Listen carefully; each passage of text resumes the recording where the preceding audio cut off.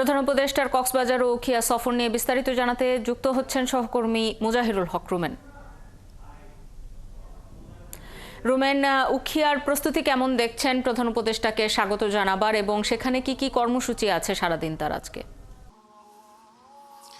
দেখুন, আজকের এই সফরটি একটি ভিভিআইপি সফর এবং সেই ক্ষেত্রে এই পুরো আপনার কক্সবাজার থেকে শুরু করে উখিয়া পর্যন্ত সার্বিক দিক থেকে কিন্তু আসলে একদম এক সুষ্ঠু একটি নিরাপত্তা ব্যবস্থা নিয়েছে।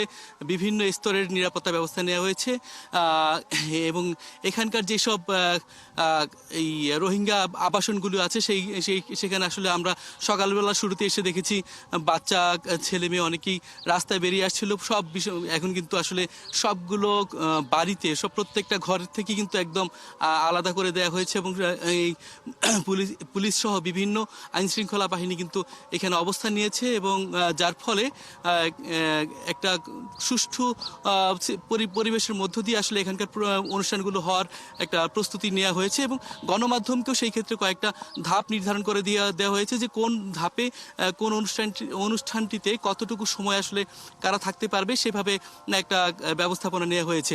আমার পিছনে আসলে এখানে আপনার রোহিঙ্গা কালচারাল সেন্টার, একটু পরেই আপনার বেলা 1টার দিকে এখানে জাতিসংঘ মহাসচিব এবং প্রধান উপদেষ্টা আসার কথা এবং এই কালচারাল সেন্টারটিও তিনি পরিদর্শন করবেন। এছাড়া এখানে একটি লার্নিং সেন্টার পরিদর্শন করবেন, একটি পাট উৎপাদন কেন্দ্র পরিদর্শন করবেন।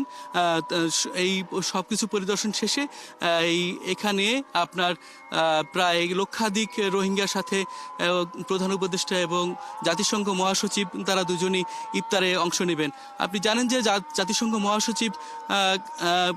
মহাসচিবের এটি বাংলাদেশে তার দ্বিতীয় সফর এবং এবারের সফরটি আসলে নানা কারণে খুবই গুরুত্বপূর্ণ, যেহেতু আপনার মায়ানমারে রোহিঙ্গা সংকট তীব্র আকার ধারণ করছে এবং সেখানেও আপনার খাদ্য সংকটের আশঙ্কা করছে, সেখানে দুর্ভিক্ষের আশঙ্কা করছে। সেই ক্ষেত্রে বাংলাদেশের মধ্য দিয়ে সেখানে খাবার পাঠানোর একটা বিষয়ে আলোচনা হয়েছে। একই সাথে আপনার মার্কিন যুক্তরাষ্ট্রের সরকার পরিবর্তনের মধ্য দিয়ে আসলে আপনার এই রোহিঙ্গাদের এই সহায়তার পরিমাণটি আসলে কমে আসছে এবং সেটিও একটি প্রায় অর্ধেকে নেমে আসার আশঙ্কা করছে।